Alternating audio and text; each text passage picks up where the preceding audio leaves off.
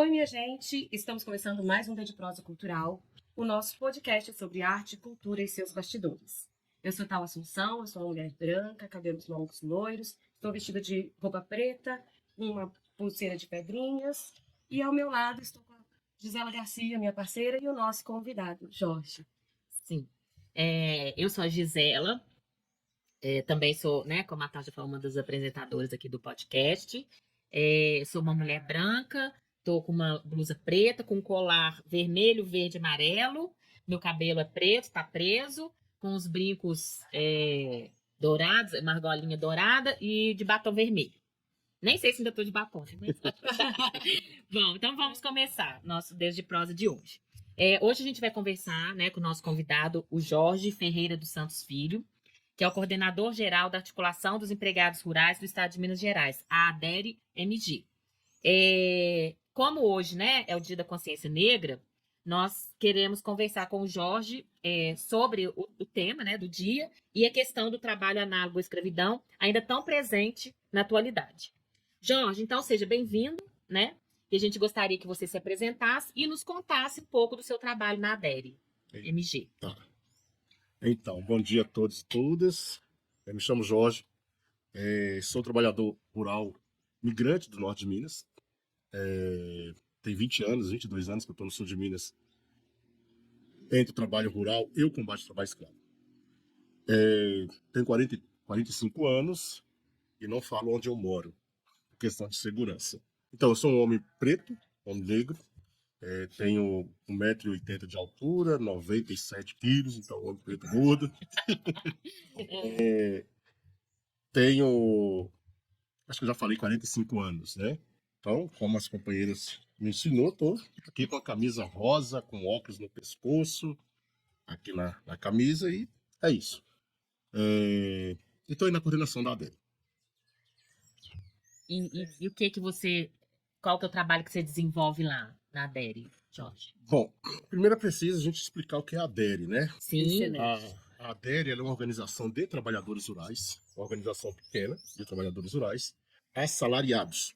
Então, boias frias, trabalhadores da colheita, aqueles trabalhadores que só têm a força de trabalho.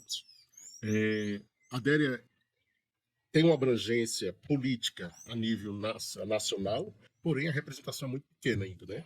A gente está ali localizado em aproximadamente 40, 50 municípios da região sul de Minas, com alguns sindicatos parceiros, né? A ADERE tem um papel fundamental hoje de trazer para si o enfrentamento ao trabalho escravo no campo. Então, por que trazer para si? Porque muito se fala no trabalho escravo, muito se fala na exploração do trabalhador. Porém, não há quem provoque o Estado a fazer o papel dele. E a ADERE, hoje, ela cumpre esse papel de provocar o Estado a cumprir o que a lei determina a eles, né? Você vai hoje no artigo 626 da CLT, vai falar que é dever da Auditoria Fiscal do Trabalho o combate ao trabalho escravo, o resgate, a fiscalização e a proteção ao trabalho. Então, como nós compreendemos isso, nós estamos para provocar o Estado. Só que antes de provocar o Estado, nós também identificamos onde está o problema. O que é trabalho escravo? Onde que ele está? Qual fazenda? Qual produtor rural? Isso para tentar facilitar a chegada da auditoria fiscal de forma mais eficiente também nos locais, né? Então a ADERE cumpre esse papel. A gente tem cumprido um papel de provocar a sociedade também a discutir o trabalho escravo, porque me parece que para o povão lá fora, para a sociedade como um todo, o trabalho escravo não existe. E para nós, a gente afirma que existe muito trabalho escravo. Tem gente que acha que não existe. A grande maioria acha que não existe. A grande maioria acha que nós estamos exagerando. A grande maioria acha que o trabalho escravo, quando a gente fala dele, nós estamos falando de pessoas que estão lá dentro de uma fazenda, acorrentado, sem poder sair, sem... Uma coisa bem estereotipada, caricaturada, assim, sim, de e fala para nós. E fala assim, não existe trabalho escravo. Existe. Existe tanto que nos últimos 25 anos, 27 anos, já foram resgatados quase 65 mil pessoas de trabalho escravo no Brasil, e isso não chega a ser nem a ponta do iceberg. Teve um filme, né, com a Dira Paz. O filme Pureza. Que é uma história verídica, sim, né? Sim, eu ainda quero conhecer a Dona Pureza de Loyola. Né? É do Pará? É do Nordeste? Sim, do Nordeste. Ah, tá. E tem um filme agora que saiu, eu participei do lançamento dele, da exibição dele lá em Uberlândia agora, que é chamado Servidão. É um documentário muito bom também. Né? Vai falar sobre o trabalho escravo, sobre o papel do Estado e a dificuldade que a gente tem para combater essa praga na sociedade, né? Sim. Então a DERE, ela cumpre esse papel também de provocar a sociedade. Tanto que nós estamos fazendo as discussões com organizações da sociedade civil, com sindicatos, com associações, com universidades que parece que estão assumindo essa tarefa agora, que é importante.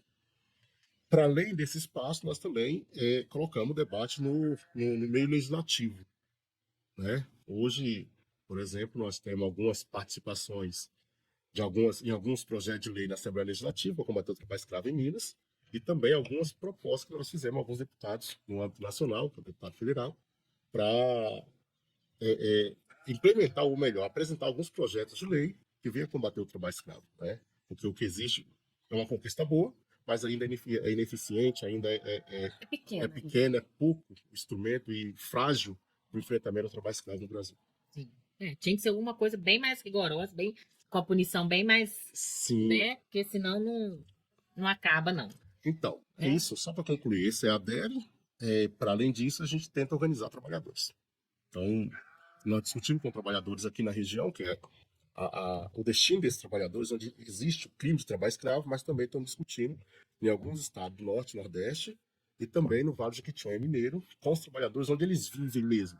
Porque é preciso entender que no campo, em especial, a maioria do trabalhador resgatado são trabalhadores migrantes do Vale do Jequitinhonha e do Norte de Minas. Né? Então, você tem que fechar a porta de saída na cidade de origem deles. Não impedir que venham, mas que venham de forma humanizada. Que venha sabendo que não deve se submeter. Eles são buscados de lá. São buscados, são enganados. Que é preciso entender que o trabalho escravo, ele além da exploração, ele vai começar com o engano, com o aliciamento desses trabalhadores, com promessas falsas. Então olha só, acho que é uma coisa importante, porque a minha ignorância pode ser de muita gente. Eles não vieram tentar a vida e ficaram com poucas opções, tiveram que aceitar uma coisa humilhante. Sim. Não, eles foram aliciados desde lá. Sim, eu, por exemplo, eu sou vítima do trabalho escravo. Eu vim do Norte de Minas para cá, não para o café, mas para a carvoaria, com a promessa de ganhar bem. Aí você fica devendo o transporte que te trouxe, a comida que você recebeu e tudo. E é estocado, eu costumo dizer, estocado em qualquer canto, como qualquer objeto. Como ser humano. Você não tem um lugar para dormir decente, na grande maioria. Seu descanso, sua higiene pessoal, nada disso. Na grande maioria, não. Às vezes é até oferecido. Em alguns casos, mas a gente precisa entender o trabalho escravo como um todo, porque não é só o caso da precarização do alojamento. Sim. Você tem a servidão por dívida, você tem a jornada exaustiva, por exemplo. Na carvoaria que eu fui trabalhar em São Bento Abade, eu ficava devendo tarefa todo dia. Era assim, devendo tarefa. Ou seja, o turmeiro, o empreiteiro lá, que era da Guerdal, ele estipulou que a gente tinha que encher 3 fornos com 3 laços de lenha. A gente conseguia colocar 2 fornos, às vezes 2,5. Então no dia seguinte você tinha mais 3,5. No outro dia você tinha 4. No outro dia você tinha 4,5. Vai acumulando. E ficava devendo. E aí você trabalhava de 6 da manhã às 6 da noite, não conseguia colocar. Porque era humanamente possível. Em São Tomé das Letras também fui vítima do trabalho escravo. Na estação de pedra, onde você tira, e hoje é real em São Tomé ainda, você tira a pedra na marreta. E se você não tirar pedra boa conforme a empresa quer, você não ganha. E dá a entender que você é obrigado a produzir, a fabricar pedra boa, porque senão você não leva comida para casa. Né? Que é outra situação. Nossa, são muitos detalhes realmente que eu acho, desculpa a ignorância, mas eu acho que é por isso que as pessoas não entendem que existe de fato. Na verdade, as pessoas entendem que existe de fato. O problema é que as pessoas acham normal você ser escravo. Acham normal. Sim. É só a gente pegar, porque assim, ninguém vai falar assim... 6 por 1 que tá aí agora, a discussão que tá em voga aí no dia, né? Gente, quantos trabalhadores que estão contra isso? Mas quando a gente fala que é normal, mas o trabalhador não tem consciência. O que leva para os trabalhadores de informação é aquilo que interessa o setor empresarial. Né? O modelo, se a gente falar, vamos mudar para a educação, mas o modelo de educação que coloca para nós é um modelo de educação que vai me tornar submissa a alguém, não livre. Então as pessoas, na verdade, normalizaram ser explorados. Não, normalizam a exploração, não os trabalhadores. Porque eu estou falando da sociedade. A sociedade. Porque, veja, gente, o Uber não é uma exploração. Mas vamos mais perto de nós? Vamos mais perto? Sim. Quantas empregadas domésticas em São Lourenço ou no sul de Minas que foram criadas por alguém e que trabalhou a vida inteira numa casa que não recebe salário? Sim. E que nós chamamos de criadas. a criada, onde deveria fazer parte do testamento de alguém que a criou, né? Mas não, o dia que alguém que criou ela falece, ela sai dali sem nada. Ela fica totalmente Sim. E é normal para a sociedade isso. Sim. É normal uma pessoa no campo, no retiro do leite, aqui na região, por exemplo, pegar no serviço 4 horas da manhã e até 7 horas da noite. É normal. Ninguém enxerga aquilo como um item para caracterização do trabalho escravo, que vai ser a jornada exaustiva de trabalho. Sim. É complicado. Não, assim, e quando a gente fala que tratam isso como uma coisa normal, é porque me parece que a sociedade não se importa com isso.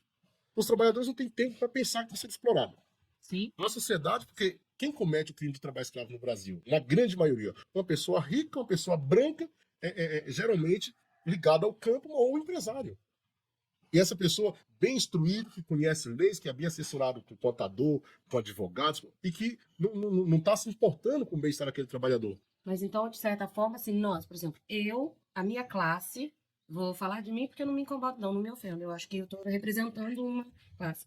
A gente que não está passando por isso, mesmo quando não está sendo o contratante explorador, a gente não olha para esse problema. Porque é questão de classe. Concordo. É questão de classe. Né? Que eu posso não estar fazendo isso, mas eu estou fazendo de conta que não existe. Que não está vendo, que não existe, que é isso. Isso é normal na sociedade. Sim, Né? tá. Isso aos olhos da sociedade, aos olhos dos poderes públicos, que é o que eu sempre pergunto, né? E acho que a gente vai entrar nisso mais na frente. O crime de trabalho escravo no Brasil, o trabalho escravo no Brasil é crime. Artigo 149 do Código Penal. Tá no papel só, Beleza. né, por enquanto. A pergunta, quantos moleques que roubou um celular que estão presos no Brasil? Ah, Pelo menos um terço dos encarcerados no Brasil não cometeu crime. Pelo menos um terço. E são os jovens pretos.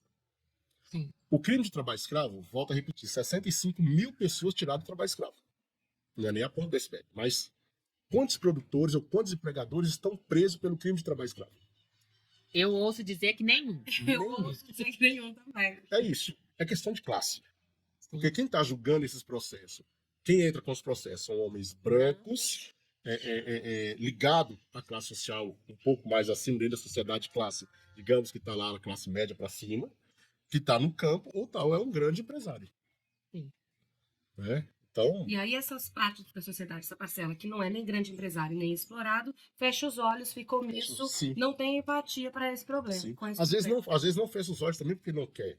Ele não quer enxergar. Às vezes são obrigados, porque você combater o trabalho escravo, você enfrentar as questões de classe, tem um custo. E um custo elevado. Entendi. Porque na sociedade hoje, você defender direitos humanos, você é comunista.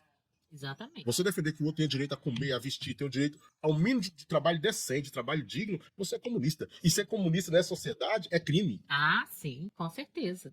É uma sociedade hipócrita, né? Exatamente. Importante a gente falar isso. Por quê? Porque pro ditos cristãos de bem, e aí eu gosto de falar muito sobre isso. Mas Jesus Cristo é ser comunista para eles. Não, eu não Se aparecesse aqui agora, Jesus Cristo mas eu fosse não comunista, considero esse tipo de cristianismo que está aí como representante, como seguidor de Cristo. Se Jesus Cristo Porque viesse aqui hoje, ele saía correndo dessa Ele porta. seria morto. Exatamente. Ele ia ser chamado de comunista e super Sim, acredito. e parece que é crime você. Cancelado na internet, se tentar falar. Sim. Mas Mas é isso, parece que é crime você defender o mínimo de dignidade do ser humano. entendi. Então você acha que existe também fechar os olhos por um certo medo até. Medo, porque você também sofre retaliação. Seja ela política, seja ela social. Você pode ter uma condição boa financeira, mas pelo fato do seu posicionamento político, ideológico, pelo seu posicionamento social, você é excluído. Sim. Né? Exatamente. A gente sente no meio cultural que dependendo do jeito que você se posiciona, o seu edital já não vai ser nem olhado. Né? Não vai. O seu projeto no edital já não será nem olhado. E muitos, né, que a gente acha que é uma área, né, a área Extremamente cultural, aberta, né? que seria das pessoas estarem preocupadas com essas questões e tudo, né? Vamos lá. Então vamos. Falando da área cultural. Lollapalooza. Se você vai lá, você vai encontrar trabalhadores escravizados na montagem dos palcos. Alguém boicotou ele? Esse? Não. Não. Porque não estão aí. A questão é essa. Sim. Não é importante. Cá no interior, para eu concluir o raciocínio, tem medo. O povo tem medo. Porque é você enfrentar gente grande. Entendi. Né? Você enfrentar. E que mata mesmo, né? Às vezes não mata e nem manda de forma física. Mas o fato dele, de criminalizar, o fato de excluir, o fato de perseguir, do ponto de vista político, isso acaba silenciando o povo. Né? Sim. Então, não precisa você matar ou Mas isso ter acontece agressão também. física. Em outras regiões do estado e do país, sim. No sul de Sim. Minas, muito difícil acontece. Entendi. Né? Eu ainda não tive um caso assim, graças a Deus. Que Né? bom. Mas eu tive casos de lideranças no sul de Minas que não conseguem, depois que se envolveu com a luta, não conseguem levar comida para casa. Se o cara é autônomo, de repente, boicotam ele. Não Boicotam de tudo não quanto é tragam jeito. mais serviço No dele. nosso não- caso é um pouco pior, porque nós não somos autônomos. O nosso povo são trabalhadores pobres de periferia que dependem de um emprego. Quem são as nossas mulheres? Contratam porque você vai agitar Você é uma os outros maçã podre. funcionários. Na visão deles, você Você, é uma maçã podre. entendi, você pode fazer os outros pensarem, né? Sim. E não vai ser E interessante. aí essas pessoas não conseguem emprego. Sim. Então matam lá no ninho a luta contra a escravidão. Complicado. Isso não quer dizer que toda a estrutura está corrompida, não. Não, a Nós gente não temos- pode também desistir, E né? nós temos um movimento sindical combativo no Brasil. Né? Sim. A gente tem um movimento de trabalhadores que a todo momento luta, a todo momento são criminalizados, a todo momento tenta fazer as negociações, mas não tem força política. Conseguiram colocar o movimento dos trabalhadores numa linha de criminalização tão profunda que defensores dos trabalhadores hoje é vagabundo. Sindicato não serve para nada, só quer dinheiro, só quer o imposto sindical. E mostra para nós aí hoje que mesmo com o fim do imposto sindical obrigatório, nós estamos fazendo luta. Né? Mas o que colocar na cabeça da sociedade é que esse grupo, chamado de sindicato de trabalhadores, não serve para nada. De trabalhadores. Porque o sindicato dos empresários serve. Só O maravilhoso. sindicato dos produtores rurais serve. Sim, existe uma É. regulação clara e Sim, nítida sobre isso. sim. Qual o sindicato que Qual serve? sindicato? Qual que é bonzinho? O imposto sindical, a contribuição sindical obrigatória é para sustentar vagabundo. Mas vagabundo, do movimento sindical dos trabalhadores. Sim. Mas na hora que os direitos dele não são atendidos lá no acerto ou no qualquer momento, aí o sindicato Mas eu não serve. diria para o sindicato, para os trabalhadores, eu diria para o setor empresarial. Que para nós, o sindicato, o imposto sindical é para sustentar vagabundo. Mas o sistema esse, Senar, Senai, Senac, que é dominado pelo o setor empresarial e patronal, é para sustentar o quê? Heróis, geradores de emprego, que na sua grande maioria violam direitos. Exatamente. Esses não são vagabundos? Esses não são criminosos? É inversão de valores total, né? Questão de classe. Questão de classe. A gente... De novo, é muito importante, né? Sim. Esse negócio de não deixar essa consciência de classe acontecer é uma ferramenta muito poderosa que Ah, você tem na mão, né? o velho Essa Marx, alienação, né? Da coisa de Já dizia, conhecer sua própria classe, né? O velho Marx já dizia, né, da importância da consciência de classe, né, que é primordial. Você só vai mudar alguma coisa se você tiver consciência de onde você está e das suas condições. Consciência coletiva. Coletivo. Consciência coletiva. Exato. Coletivo. Isso, não basta ser individual. Exatamente. E, Jorge, hoje é o Dia da Consciência Negra. Qual é a importância dessa data para acabarmos de vez com o trabalho análogo à escravidão no nosso país? Existe uma diferença entre trabalho escravo e trabalho análogo à escravidão? Você podia esclarecer isso para a gente? Olha, primeiro é lembrar que essa data nossa é uma data importante que nos faz lembrar quem nós somos. Somos povo preto, né? E quando fala de consciência, para mim, é me fazer lembrar, além de quem eu sou, qual a situação que eu vivo hoje. Né? Então, a gente sabe que nós estamos numa sociedade capitalista, numa sociedade onde teve a tal da abolição e que não nos libertou, né? A gente sabe de toda a estrutura montada antes da tal da Lei Áurea, para que o preto não fosse liberto de fato. E que hoje a gente colhe as consequências disso, né? Colhe a consequência nos morros, colhe a consequência na violência, onde o nosso povo, a nossa juventude em especial, é sempre morta pela polícia, pelo Estado que deveria nos libertar. A gente lembra das nossas mulheres pretas que continuam sendo violentadas a todo momento, né? Não só no sentido da exploração do trabalho, mas do seu próprio corpo violentado. Nós lembramos do homem preto, e aí eu vou entrar para o trabalho escravo, que 82% das vítimas do trabalho escravo no Brasil ainda são os pretos. Né? Nós lembramos que 90% do trabalho escravo encontrado no Brasil está no campo, então mostra para nós só a transferência das cesalas de dentro das fazendas para as periferias das cidades. Né? Então, esse dia de 20 de novembro, ele nos faz lembrar disso. De que tipo de liberdade, que tipo de abolição que nós estamos falando. Né? Bem meia boca, né? Qual tipo? Eu não diria nem meia boca. Eu não diria que seja meia boca.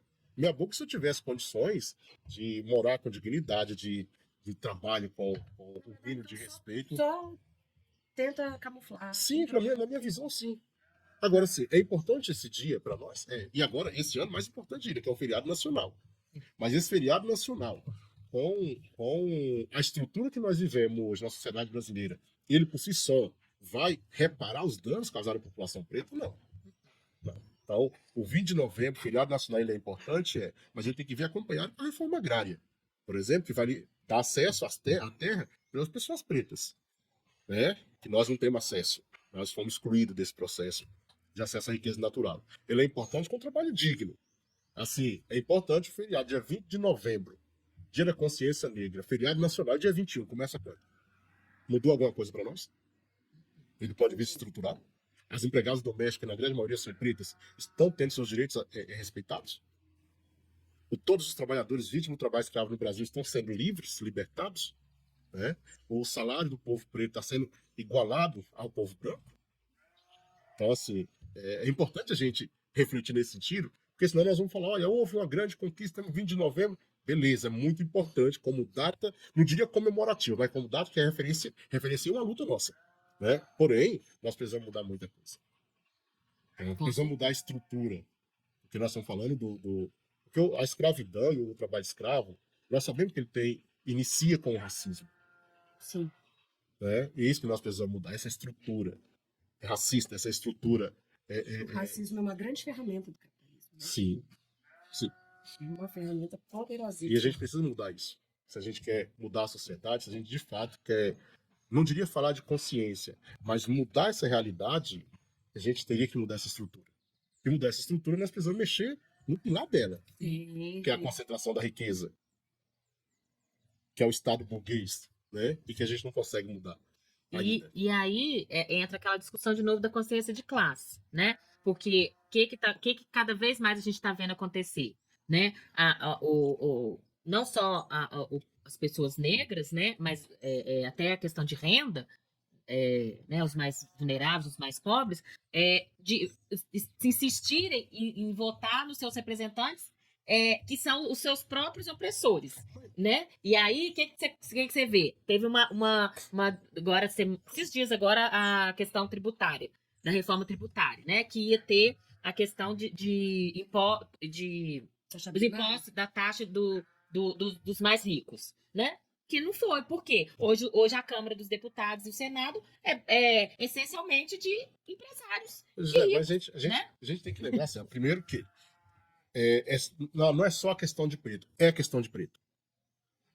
A ampla maioria da classe pobre trabalhadora desse país, que estão na periferia, na marginalização, em relação ao trabalho, é o povo preto. Sim. Ponto. Então a gente tem que ter um recorte de cor nesse meio dessa população pobre, dessa classe trabalhadora, porque se você for olhar hoje na relação do trabalho, quanto menor o poder ali na relação do trabalho, mais preto é a pessoa. Vamos lá. Você vai no banco. Quem está nos caixas? Branco. Quem está na segurança? Preto. Quem está na faxina? Preto. É verdade. Isso é claro. Sim. Se você vai no fórum, que é para fazer a justiça, né? Que eu costumo dizer que o espaço mais injusto que nós temos é o espaço da justiça. Os pretos, na grande maioria, estão na periferia do trabalho. É questão de classe mesmo, é questão de... a gente vê que o problema não está na forma de votação do nosso povo também. Nós somos criados dessa forma, nós somos instruídos dessa forma. Né? E volto a afirmar, nós estamos numa sociedade na qual produz e reproduz a todo momento a essência do capital. E a essência do capital, às vezes, às vezes é você usar, você está contra você mesmo sem querer. E aí você vai no Congresso hoje. A grande maioria dos homens que estão lá são homens brancos, ricos, fazendeiros, que é contra o preto, é contra o pobre, é contra a puta, é contra o homossexual, e que estão lá fazendo leis. Eles vão fazer leis a nosso favor? Eu acho que não. Se quem está lá representando o agro, ele vai aprovar uma lei que vai garantir terra ao povo? Descriminalizar o nosso movimento sem terra? Fazer demarcação de terra indígena? Titularizar a área quilombola? Não. Eles estão lá para outra coisa. Estão lá para defender o agronegócio. Eles estão lá para defender a concentração de terra, a concentração da riqueza, o quanto mais veneno para produzir alimentos com menos qualidade, mas em grande escala, com menos custo, né? E que depois eles vão ganhar com a dita tratamento da saúde. Sim. É esse povo que está lá no Congresso. Destruindo tudo quanto é floresta e tudo Sim. aí, para ter mais pasto, para ter mais lugar de plantar soja transgênica. E são E eles por aí que vêm afora. aqui no interior falar que defendem os nossos direitos, lá em Brasília. É eles que vêm aqui e mandam uma ambulância para minha cidade, mandam uma ambulância para São Lourenço. Adianta eles mandar uma ambulância aqui e aprovar o pacote de veneno lá? Não. Difícil tá fazer a população perceber isso, né? Sim. E a população não tem tempo. E pra aí perceber volta porque o deputado mandou a ambulância para cá. Só que ele mandou a ambulância, não foi com o dinheiro dele, foi com o nosso dinheiro. isso. Não, o problema é que nós não temos consciência e nem tempo para pensar isso. Até por estar sufocado tentando sobreviver, Sim. se sustentar, né? Não tem tempo de refletir Nós não temos tempo para que isso. existe um fio condutor ali que a gente está se sabotando Sim. nessa hora. E que esse povo que está lá em Brasília, em especial no Congresso Nacional, só para a gente entender, quando o Michel Temer mandou a proposta de reforma trabalhista, se eu bem me lembro, foram com 19, com pouco mais de 20 propostas de reforma. Isso não tinha que mandar nenhuma. Mas nós saímos lá com 113. Na proposta inicial, É o verdade. trabalho da mulher gestante em local insalubre não estava na proposta inicial. Aquele Congresso colocou. Né? Então, ou seja, é esse tipo de representante que nós temos no poder hoje no Brasil. Elegemos Lula. Vai resolver? Não. Não vai. Porque a cartilha está pronta. Exatamente. Amenizar pode ser, mas resolver Não vai amenizar. E o presidente não governa por decreto, né? Ele tem que respeitar Ele os depende outros daquele- poderes. Depende daquele Congresso. Exatamente. E aquele Congresso volta a afirmar racista, machista, homofóbico, Misógino. E escravagista. tem um outro detalhe. Eu posso falar que eu já trabalhei dentro do Ministério do Desenvolvimento Social lá em Brasília, tá? Dentro dos funcionários públicos também, lá dentro da estrutura que existe hoje do governo federal, as pessoas também não querem mudança, não Mas querem, não querem. entendeu? Querem perpetuar o que tá. Agora e aí você pergunta se tem diferença do trabalho escravo para o trabalho análogo à escravidão. Sim. Tem a diferença, a palavra análogo. Só a palavra. Só a palavra. Porque a prática é a mesma. Certo. Se a gente vai na escravidão, você encontrava homens pretos dormindo no chão como qualquer bicho. Hoje, em 2024, você vai encontrar homens pretos dormindo no chão como qualquer bicho. Se você vai encontrar trabalhadores, lá no passado, você vai encontrar pessoas pretas como objeto de alguém, hoje você vai encontrar pessoas pretas na relação ao trabalho como objeto de alguém. E com direito a capitão do mato e tudo. Então, hoje, na verdade, o que diferencia é a tal palavra análogo. É uma forma de maquiar, de mascarar a realidade. Né?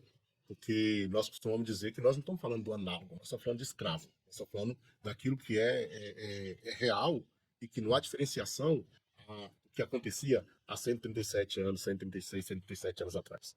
Então, eu vou continuar falando trabalho escravo. É trabalho Não, escravo. porque eu sempre falei trabalho escravo, sabe, Jorge? Mas aí me corrigiram uma vez que não me pode corrigiram falar também. isso. Tem que ser trabalho análogo à Porque escravidão. nós vamos romantizar Ah, a pelo amor de realidade, Deus. nós vamos romantizar a escravidão. Vamos tirar esse negócio de análogo. Vamos lá, vamos pegar a empregada doméstica. Hoje, eu conheci a Madalena. Ela foi resgatada a Madalena foi resgatada lá em Patos de Minas, Ah, na sim, casa de um aquela que professor. tem quantos anos? 50 anos? 38 anos de escravidão. Resgatada na casa de um professor universitário. Sim. Estava com ela semana passada. Professor universitário. Professor É universitário. outro lugar que a gente É. que gostaria de acreditar que faz mudança e não faz. Mas vamos lá, a Madalena é uma mulher preta. Né? Que foi pega para ser criada por alguém, a tal das criadas, que não tinha direito algum. Não tinha direito a salário, não tinha direito de sair, não podia namorar. Foi casaram ela Para receber para receber a pensão por morte. Mas ela não recebia, quem recebia era o filho do criador. Não, aí é crime um atrás do outro, né, gente? Não, aí eu vou. Combo. Aí você tem no serviço doméstico uma parte das companheiras domésticas pretas agredida fisicamente, violentada sexualmente, sofrendo toda forma de pressão, de opressão e de violência nos ditos lares de família de bem, cristã. A pergunta é: isso é análogo? Não. Tem diferença no passado? Ou seja, é só realmente um jeito de maquiar de novo. É de maquiagem. Eu, Mais assim, uma ferramenta de eu maquiagem. achei que tinha uma questão jurídica. Quando me falaram que eu não podia falar mais trabalho escravo, eu achei que tinha uma. O que é isso, gente? Pra mim é trabalho escravo, igual trabalho era o escravo. outro. Entendeu? E pior ainda, porque hoje nós estamos, sei lá, né, chamando de era moderna, contemporânea, e não sei o que, temos 500 leis, 500 isso aqui, né? E continuamos com o mesmo tipo A estrutura é a mesma. coisa, sabe? Então, trabalho escravo. Negócio de análogo, acabou. Não vai não. Não vai não. Hoje, né, dia 20 de novembro, foi colocado como Dia da Consciência Negra por conta do seu dia da morte de Zumbi dos Palmares. Eu queria que você falasse pra gente, Jorge, quem foi Zumbi, qual que é a importância dele para tudo isso que a gente está conversando aqui em relação à questão da consciência negra. Bom, só corrigindo, porque dia 20 foi o dia do assassinato do Zumbi. Assassinato, né? É morte. Ele não morreu, ele foi assassinado. Ele não morreu de causas naturais, né? E lutando por liberdade. Em busca de liberdade um pouco. Com todas as contradições que tinha. Mas morreu, foi morto lutando por liberdade do nosso povo. Quem é Zumbi para nós? Acho que eu costumo dizer que é a referência maior que a gente tem nessa luta antirracista, né? Nessa luta, não só por liberdade de ir e vir, mas liberdade de você tomar decisões na sua vida, coisa que nós não temos hoje. Né? Então é isso. Hoje traz pra gente uma reflexão, né? Que até quando, ou até que ponto foi, não diria importante a morte, o assassinato do Zumbi, mas até que ponto foi importante a luta que Zumbi travou e que nós hoje, a grande maioria da população negra, ainda não sabemos. Porque me parece que o 20 de novembro ele foi nos dado. Não, foi conquistado, né? E não precisou. Não, e conquistado de forma dolorosa, porque nós não estamos comemorando o nascimento de um líder, nós estamos vivendo ou relembrando o assassinato de um líder que estava lutando por liberdade do seu povo. Sim. Né? O que é mais dolorido para nós. Sim. Diferente quando você vai comemorar o Natal, que é o nascimento. No nosso caso, não. Sim. Então, e até por ser um assassinato de um líder, né? Um líder preto, traz mais significado ainda, sim, né? Essa questão da consciência negra. E uma reflexão que a gente tem que fazer. Que nós temos que fazer até quando nós vamos reviver essa data sem que o nosso povo seja livre. Sim. Isso que para mim é mais dolorido. Né? Até quando nós vamos reviver essa data hoje? Acho que é isso, né? Hoje, 20 de novembro. Quantos jovens negros estão sendo assassinados pelo Estado hoje? Né? Quantos jovens que denunciam a prática da polícia e que é morto por isso? Quantos jovens que denunciam? Se ser acolhida, ela vira um motivo para ele ser mais rapidamente aniquilado. Sim. E um agravante ainda, que muitas vezes o policial também que assassina, muitas vezes, às vezes até um homem preto. Mas porque ali está revestido do Estado. Sim. E é o Estado assassino. Sim. O Estado opressor. O Estado que exclui. Não é o Estado que liberta. Sim. Vamos perguntar esse homem preto, esse policial preto que está lá nos morros do Rio, nos morros de São Paulo, se ele sem a farol, sem estar revestido com o poder do Estado, se ele estava matando alguém. Acredito que não. Então, ou seja, o 20 de novembro é sempre para a gente refletir sobre isso. Em que pé que nós estamos enquanto sociedade, em que pé que está a população preta nessa sociedade hoje. Eu tive um relato de um amigo que é policial civil na cidade do Rio de Janeiro, não vou entrar em muito detalhe, né? Porque é perigoso para nós. É perigoso para todo mundo, mas ele falou que no treinamento dele, ele ficava indignado porque o jeito que eles são treinados para identificar um ser humano criminoso é totalmente racista. Não, mas a forma como vou falar das características nunca é gente, a lei da vadiagem foi criada para quem? Para o homem preto. E que hoje nós somos considerados vagabundos. Um grupo de jovens brancos parados no posto de gasolina dançando, são trabalhadores, são cidadãos de bem que estão ali divertindo. Um grupo de jovem preto no mesmo local é um monte de vagabundo. Sim. E ele diz que o treinamento continua em pleno século XXI com essa mesma mentalidade. Que é a produção e reprodução do Estado perpetuar racista. Esse racismo. É por isso que a gente fala do racismo estrutural e que muitos acham que nós estamos exagerando. Não existe racismo estrutural. Existe racismo estrutural. Ah, sim. E muito. Você vai na escola, você vai nos poderes públicos, você vai no judiciário, vai no legislativo, no executivo, você vai nas ruas, vai na sociedade como um todo. Nós sofremos muito com isso.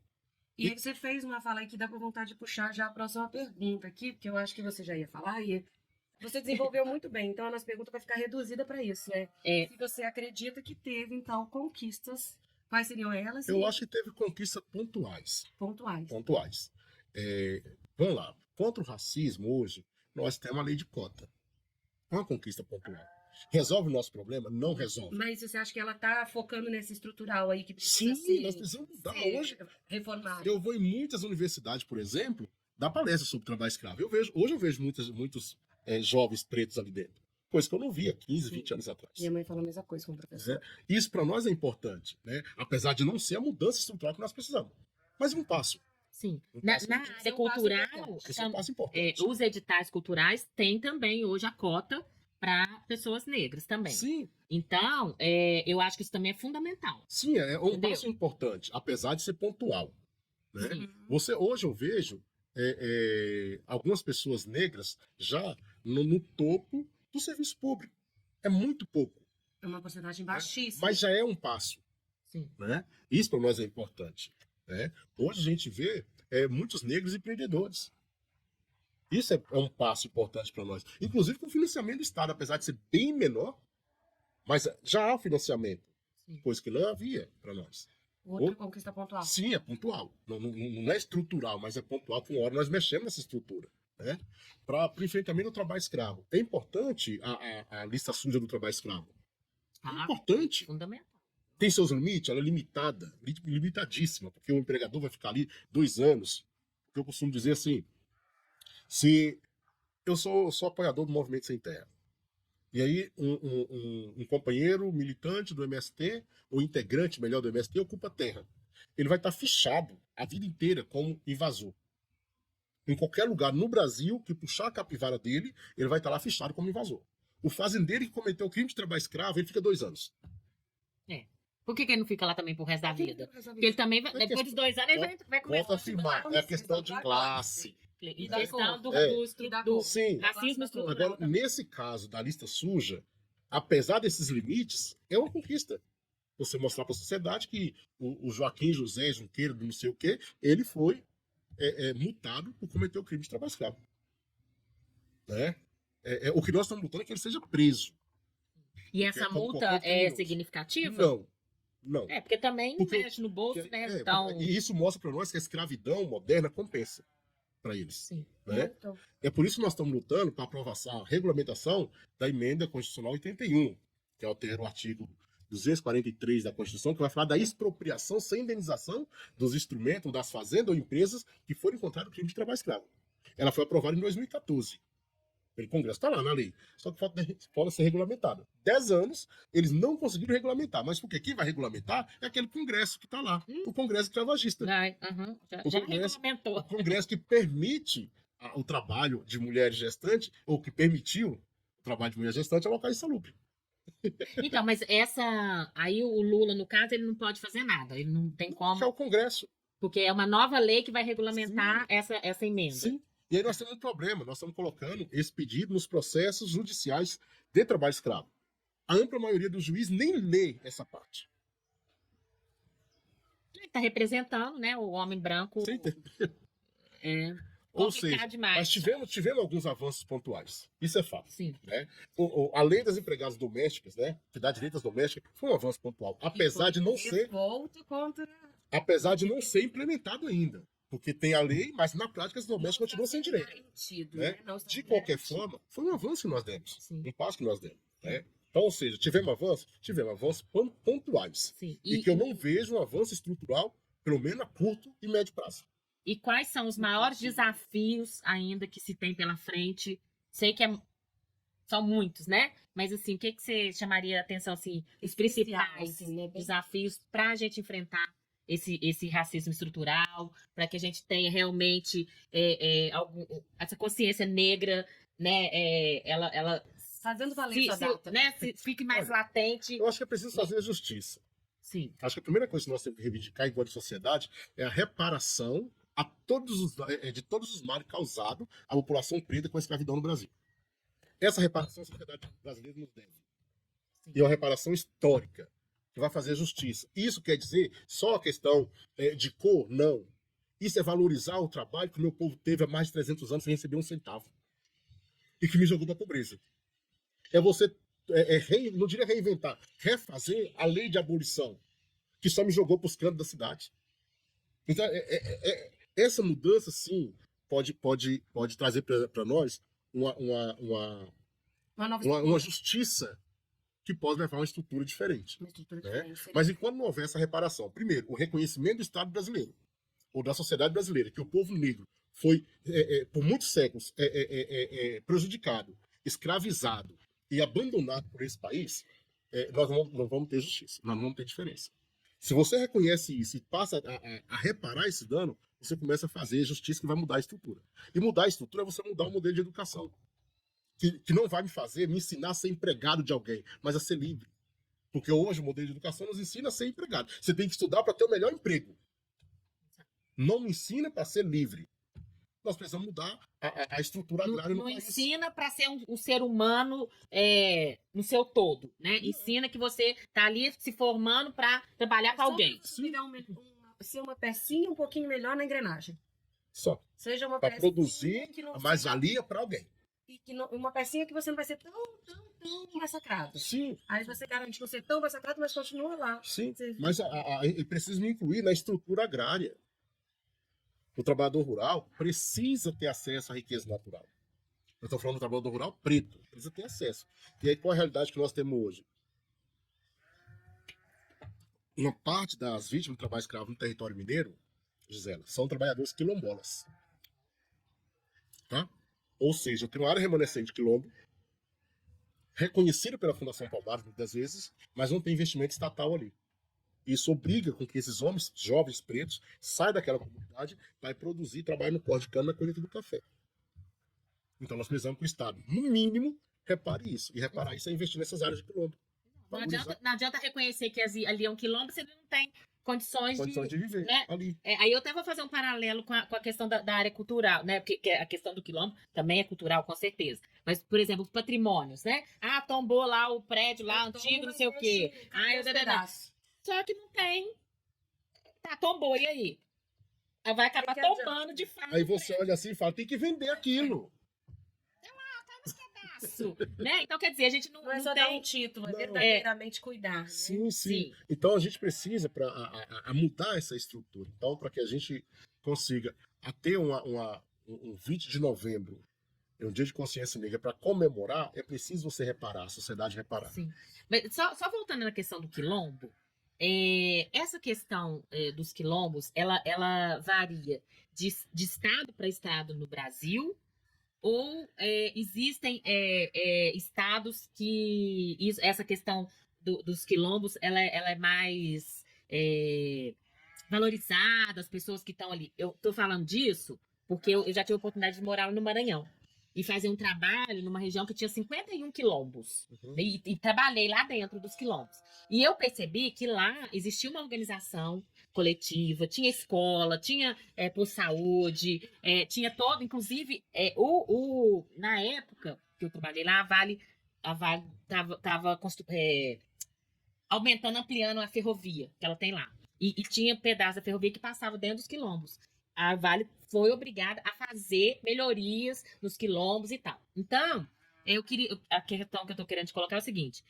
Por exemplo, lá no Maranhão, eles têm uma luta mais contundente, mais unida e tudo, para fortalecer os quilombos do que em Minas Gerais, ou isso não acontece? Olha, se você se você conversa com a sua companheira da CONAC, que é a Federação Nacional dos Quilombolas do Brasil, né? Se você vai conversar com a CONAC, você vai ver que a estrutura dos quilombos no Brasil era precária. Pode ter uma diferença em um local, vai ser diferenças muito pontuais, né? Mas a estrutura, a falta de investimento do Estado para que aquilo se desenvolva economicamente, porque não é só você reconhecer. E as pessoas continuam morando em casa de pau a pique, continuam morando em casa de palha, não é isso. Você precisa desenvolver economicamente aquela comunidade para que as pessoas tenham condições de fato e orgulho de viver ali com dignidade. Isso não acontece, no geral. Ainda que tenha bons ensaios dos governos do PT, né? Mas não chegou à concretude para que os quilombos sejam de fato reconhecidos e desenvolvidos no Brasil. Né? Isso é muito complicado. Né? Tem diferença para Minas Gerais? Tem. em muitos lugares para Minas. Vamos lembrar que, nesse momento, a política do Zema é acabar com os quilombos para entregar a área dos quilombos para as mineradoras. Pelo amor de Deus. Então, vamos lembrar que nós temos hoje, em Minas Gerais, um governo que defende o setor empresarial com unhas e dentes. Doa quem doer. E cause dor, morte, onde quiser. Só a gente lembrar a situação de Brumadinho, de Mariana. A Vale continua explorando. E o governo do estado incentivando a Vale. E daqui uns dias vai ter outra barragem que vai desmoronar, Não, Deus, mais gente vai... Deus ajude que não tem.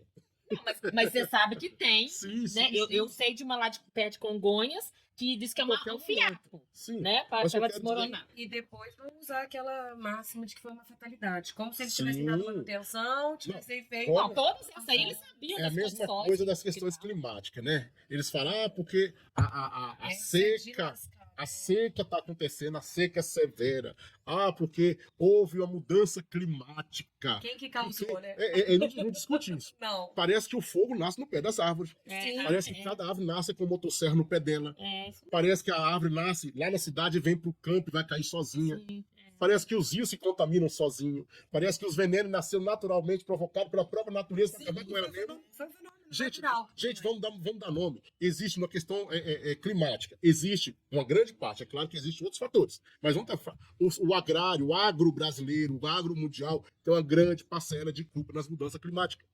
Porque esse agro que derruba a mata, esse agro que contamina a terra, esse agro é quem expulsa os povos originários. Esse agro que usa veneno excessivo. Esse agro que usa os motores para derrubar as árvores. Não tem nome. O agronegócio é assassino. O E agro ele que tá mata acabando com isso. quem vai lá defender o que eles não, né, contrário a Sim. eles. E né? o agro não é pop. Pronto, Que acabou. pop. Que... Agora o que esse povo faz? Colocar porque as questões climáticas parecem que nasceu sozinho. No caso das mineradoras, me parece Essa máxima revoltante. que os dejetos de minério saíram lá das minas. A parte boa foi para um canto sozinha, a parte outra foi para o estoque, e que esse estoque se rompeu, não houve crime. Por parte de uma empresa querendo cada vez mais sucro. Eles nunca fizeram nada de errado. Ou seja, nós precisamos dar nome. Precisa dar nome. Dar nome e punir Sim, devidamente. mas nós precisamos dar nome. Ó, a Vale é criminosa, pronto, acabou. Sim, E ela precisa ser punida. Mas não, ela tem incentivo. sim. É a mesma coisa do café, o trabalho escravo no café. É real. 10% do trabalho escravo de todo o território nacional está no café do sul de Minas. E o povo continua consumindo o café das grandes empresas. Deixa eu falar, quem é o dono do café Evoluto? Faço nem ideia. Coxa o pé. A cooperativa? A maior cooperativa de café do planeta. Na qual o presidente dela tem 14 autos de infração, cobrando máquina dos trabalhadores, inclusive. A maior parte do trabalho escravo nessa região, sul de Minas, está na região de Guaxupé. Vê Coxa o pé. É igual a JDE. JDE é Suíça. Ah. Eu costumo dizer para as pessoas, ó, café pilão e café caboclo. Todo. Sim, também é trabalho escravo. Sim, é da JDE. O melhor café do Brasil. Ele foi multado em 2022, por denúncia nossa. E a semana passada ele foi premiado com a maior premiação do café. Que teve um evento em São Paulo, não foi? Você pode Sim. mandar para esse link, Sim. a gente vai pôr na descrição, a gente põe para as pessoas clicarem. E aí nós, a Repórter Brasil, que é parceiro nosso, deu a matéria, questionário e falaram não. A certificadora, por exemplo, a Enforst. Olha, foi feita a vistoria e não encontramos indícios de violação de direitos. Mas depois que o Estado foi, depois que ele foi multado, eles não encontraram, mas não vão encontrar mesmo. Que agora já foi multado. E Ué, O café já tá banho, já tá lá. sabe quanto que foi o lote de café dele? Ah. Quase 84 mil a saca. Enfim. Então, assim, sabe, Jorge, eu acho que nós temos que continuar, né, nessa luta, né? Eu me coloco aí também junto nessa luta com você, né? Acho que você trouxe pra gente. Eu aprendi muita coisa que eu não sabia, né? Esclareceu muitas coisas pra gente, né? Você fala com conhecimento de causa, né? Porque você tá dentro, você inclusive é vítima, né? Já foi vítima disso, né? Então, eu acho que esse nosso podcast foi, assim, maravilhoso pra gente levar para as pessoas esse debate, né? E que a gente faça muitos outros, né? Que eu acho que quanto mais a gente falar, e não só falar, mas fazer. Eu acho que deixar de consumir já é um primeiro passo, né? Você deixar de consumir. Quem faz, contrata, como é que eu vou dizer? Contrata trabalho escravo? Quem realiza, quem pratica, né? O trabalho escravo, eu não vou consumir. Eu quero saber, porque para mim isso não cabe, né? É uma coisa assim que eu não tenho como conceber, né? Então, primeiramente, queria te agradecer, tá? Muito por ter vindo aqui, se disponibilizado a ter essa conversa com a gente, tá? E agradecer, né, aqui o Lagoa Seca Hotel Rural por ter disponibilizado esse espaço para que a gente pudesse ter esse D de prosa, tá? Tem mais alguma coisa, Jorge, que você gostaria de acrescentar, de colocar, que a gente não falou? Eu acho que é isso, Zé. Primeiro também agradecer, porque cada canal que abre pra gente um espaço para falar sobre isso, está fazendo um papel, está desenvolvendo um papel de buscar a justiça, né? Porque as pessoas só vão conseguir combater o trabalho escravo, a escravidão moderna, se tiver conhecimento dele, né?